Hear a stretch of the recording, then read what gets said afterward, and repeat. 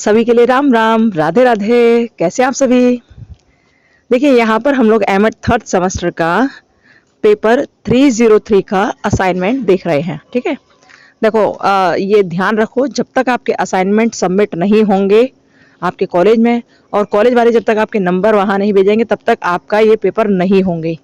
ये याद रखना, क्योंकि हमको ऐसा सुनने को मिला है। जो कुछ बच्चे कह रहे हैं कि मैम अभी तक यूनिवर्सिटी की वेबसाइट पे यूनिवर्सिटी फॉर्म की लिंक ओपन नहीं हुई, एग्जामिनेशन फॉर्म की लिंक ओपन क्यों नहीं हुई, तो हमको ये सुनने को मिला है कि सबसे पहले असाइनमेंट के नंबर वहाँ भेजे जाएंगे, उसके बाद ही ये लिंक ओपन होगी। ऐसा कुछ है। ठीक है, तो आप लोग अपने असाइनमेंट बनाकर कॉलेज में जल्दी से जमा कर दो, जिससे वो लोग वहाँ नंबर दे सकें। क्योंकि ये सब इसलिए हो रहा है कि एग्जाम होने के बाद कॉलेज वाले नंबर भेजते नहीं है, एक एक दो दो महीने तक रिजल्ट अटक जाता है इसी वजह से। और फिर इसी कारण बहुत सारे विद्यार्थी विश्वविद्यालय जाकर हंगामा करते हैं। तो अब विश्वविद्यालय ने सोचा है कि पहले कॉलेज वाले हमको नंबर भेज दें, इसके बाद ही हम जल्दी से पेपर कराकर फिर उनका रिजल्ट अनाउंस कर देंगे। ऐसा कुछ हुआ है। ठीक है, इसलिए आप लोग अपने असाइनमेंट बना लो, जिसने नहीं बनाए हैं तो देख लो। ये है पेपर 303। कल हमने 301 बताया था आपको, उसका असाइनमेंट था, और आज 303। अब 302 कहाँ है? तो देखो, आपका जो 302 पेपर है और 304 पेपर है, इनमें बड़ी सिमिलरिटी है। ये जो 304 है ना, इसमें सिनॉप्सिस है आपकी।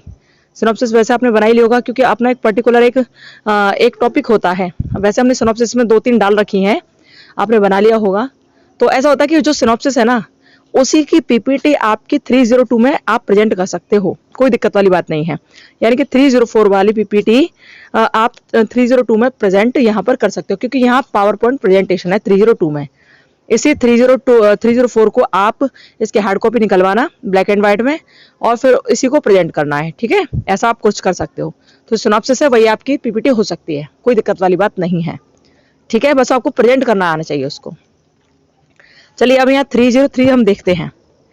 ये देख लीजिए 303 में क्या है कि इसमें जो सबसे पहले आपको ये जो कवर पेज है, जो पहला पेपर है, इसको कैसे बनाना है, यहाँ सब लिखा हुआ है। पहले यूनिवर्सिटी का नाम, आपके फैकल्टी ऑफ एजुकेशन जो भी है, और यहाँ MEd third semester paper MD 303 code है ये, और पेपर का नाम है teacher education issue and challenges. ठीक है, इसमें टॉपिक लिया है वो ये है, write a report based upon the interview of in service teacher to identify the problem faced by them.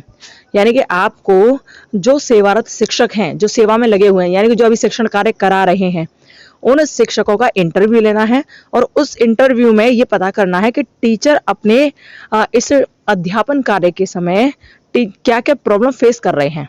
ठीक है, आपको ये सब लिखना है, एक रिपोर्ट बनानी उसकी, और वही आपको अपने कॉलेज में सबमिट कर देनी है। ये सब आपको करना है। ठीक है, जो सेवारत शिक्षक है उनकी प्रॉब्लम आपको देखनी है कि उनके शिक्षण कार्य में क्या क्या परेशानियां आ रही हैं, वो देखने। तो यहाँ पर देखा गया है, देख लेना, आपको अच्छा लगे तो आपसे बना लेना। ठीक है, ये इंडेक्स है, आप इसका स्क्रीनशॉट ले लीजिए, और फिर आप इसको बनाना शुरू कर दीजिएगा। ठीक है, इस तरह आप बना सकते हो, जैसे आपकी श्रद्धा हो उस तरह। ओके, इंडेक्स में ये जो लिखा हुआ है, यही सब पीछे वाले पेज में आपको मिलने वाला है। देखिए, अब यहाँ पर बताया गया है सेवारत अध्यापक का शाब्दिक अर्थ क्या है, वो यहाँ बताया गया है। तो आप देख लेना, आप ऐसे लिख सकते हैं, तो अपने हिसाब से लिख सकते हो। यहाँ पर देखो, इस चैनल पे आपको एक कहते हैं ना कि एक मार्गदर्शन दिया जाता है, आपको एक गाइडेंस दी जाती है कि आप इसके हिसाब से चलो, जिससे आप हर काम को जल्दी कर ले जाओ, और आप इसके हिसाब से चलो और अपना दिमाग भी चलाओ। तो ये बहुत अच्छी वाली बात है ना।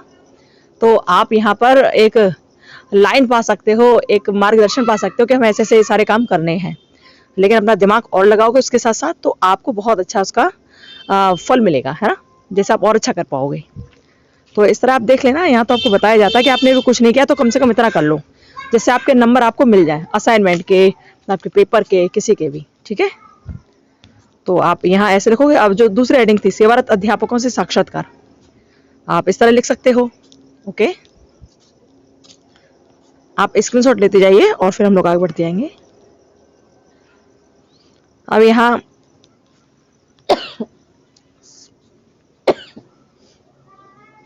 सेवारत अध्यापकों का महत्व क्या है, वो यहाँ दे रखा है, तो आप देख लीजिए।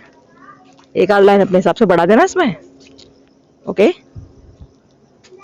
और हाँ, बात रही प्रीवियस ईयर के पेपर की, तो हम प्रीवियस ईयर के पेपर कल से डालना शुरू करेंगे। बिल्कुल परेशान मत होइए आप, प्रीवियस ईयर के पेपर हम कल से डालना शुरू करें एमएड थर्ड सेमेस्टर के। ठीक है, चलिए ये देखिए, सेवारत अध्यापकों का अनुभव। वैसे मैंने प्रीवियस ईयर का पेपर 1 डाल दिया था, एलिमेंट्री एजुकेशन वाला, वो आप देख लेना। और अब फिर कल से हम डालना शुरू कर रहे हैं आपके सारे पेपर, जिससे आप आराम से देख पाओ, समझ पाओ। यहाँ अध्यापकों ने क्या क्या अनुभव लिया उसके बारे में कहा गया है।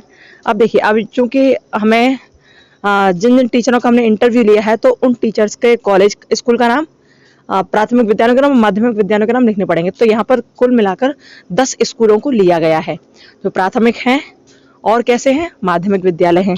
ठीक है, वहाँ यहाँ लिए गए हैं। तो ये लिए गए हैं, आप अपने पास के आसपास के विद्यालयों को ले लेना और उनके ऐसे नाम लिख के पता लिख देना। और यहाँ के जो टीचर हैं जिनका इंटरव्यू लिया है, उनके नाम लिखे गए हैं। ठीक है, प्राथमिक विद्यालयों के नाम और उनके टीचर के नाम ये रहे। तो आप ऐसे 5 स्कूल लेना, उनमें 2-2 टीचर होंगे, मतलब कम से कम 2 टीचर तो होंगे ही, तो उनके 2 टीचर का वो ले लेना है इंटरव्यू। आप इसे कम भी ले सकते हो, कोई दिक्कत वाली बात नहीं है। अब ये माध्यमिक विद्यालयों के नाम हैं, ऐसे आप माध्यमिक विद्यालयों के नाम लिखोगे। फिर अगले पेज में ऐसे लिखोगे कि माध्यमिक विद्यालयों के अध्यापकों के नाम, जिनका आपने इंटरव्यू लिया है उनके नाम। ठीक है, आप ऐसे लिख सकते हो, जो आपके आसपास कहीं स्कूल हो उनके नाम लिखिएगा आप, है ना। तो इस तरह लिखने के बाद फिर आपको क्या करना है, सेवारत अध्यापकों की समस्याएं क्या हैं, यानी कि जो इन सर्विस टीचर हैं, जो सर्विस में है टीचर्स, उनकी समस्या क्या क्या है। आपने उनका इंटरव्यू लिया था, आपको समस्या उनकी क्या क्या सुनने को मिली, तो वो यहाँ आप लिखोगे इस तरह से। ओके, और जैसे आप ये सारी चीज लिख दोगे कि इस तरह समस्याएं हैं ये, तो फिर उसके बाद आप ऐसे लिख सकते हो। और देखो, जरूरी नहीं है कि आप यही फॉर्मेट रखो, आप अपने हिसाब से कुछ भी लगा सकते हो, कुछ भी चेंज कर सकते हो। यहाँ तो केवल आपको एक एक लाइन बता दी गई है कि आप ऐसे कर सकते हो। आप इसमें अब क्या क्या क्रिएटिविटी दिखा रहे हो, क्या कर रहे हो, ये सब आप अपने हिसाब से चेंज कर लेना, है ना। लेकिन यहाँ केवल एक सीधा सा फॉर्मेट दिखाएगा कि आपने कुछ नहीं बनाया तो कम से कम इतना बना लेना, जिससे दिक्कत ना आए और आपको नंबर भी अच्छे मिल जाए। ओके, तो ये सब समस्याएं चल रही हैं सेवारत अध्यापक की। ठीक है, इसके शॉट लीजिए, हम लोग आगे चलते हैं। ये देखिए, अब यह शिक्षा से संबंधित क्या समस्या है, सेवारत अध्यापक शिक्षा से संबंधित क्या क्या समस्या है वो दे रखी हैं।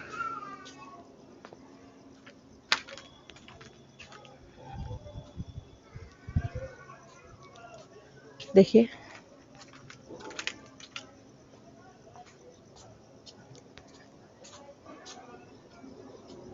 ठीक है, आगे चलते हैं। और भी आप कुछ भी लिख सकते हो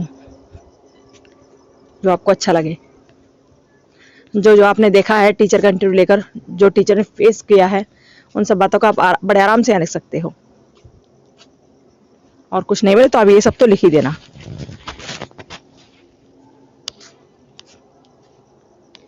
ओके,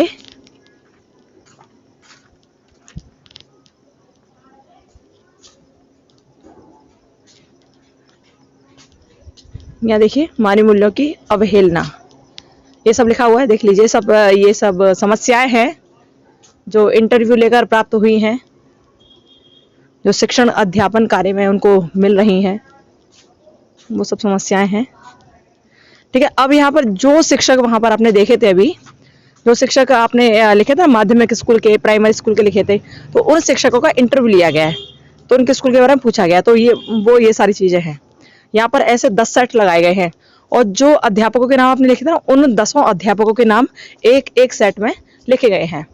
ठीक है, प्राथमिक विद्यालयों के आपने 10 अध्यापक लिए थे, माध्यमिक विद्यालयों के आपने 10 अध्यापक लिए थे। ठीक है, आपने ध्यान होगा, अभी पिछला पेज हमने दिखाया आपको।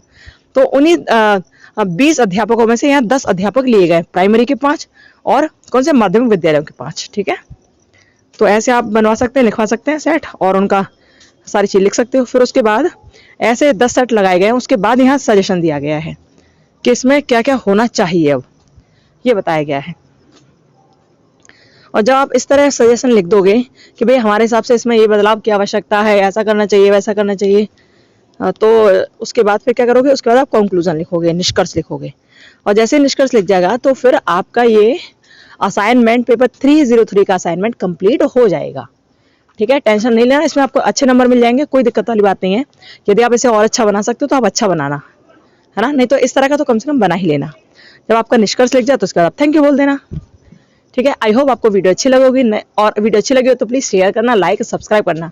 कल से हम लोग एमएड थर्ड सेमेस्टर के यहाँ पर पेपर देखेंगे प्रीवियस ईयर की, ठीक है। और एक बात और, यदि एमएड सेकंड सेमेस्टर के ऑब्जेक्टिव टाइप क्वेश्चन हमको मिलेंगे तो हम वो भी यहाँ पर सेंड करेंगे, क्योंकि कुछ एमएड सेकंड सेमेस्टर के विद्यार्थी चाहते हैं कि यहाँ पर पेपर सेंड किए जाएं, तो हम उनको भी सेंड करेंगे, टेंशन नहीं लेना। फर्स्ट सेमेस्टर के तो हम पहले डाल चुके थे, और जो ऑब्जेक्टिव थे वो आप उन्हें देख लेना, पूरा सॉल्यूशन भी उनका दिया हुआ था। लेकिन कल से थर्ड सेमेस्टर के डालेंगे और सेकंड सेमेस्टर के भी फिर डालेंगे, मिल जाएंगे तभी, ठीक है। लेकिन कल से थर्ड के, ओके। अपना ध्यान रखिए, खुश रहिए, मस्त रहिए, फिर मिलते हैं। Bye, Radhe Radhe, Ram Ram, bye.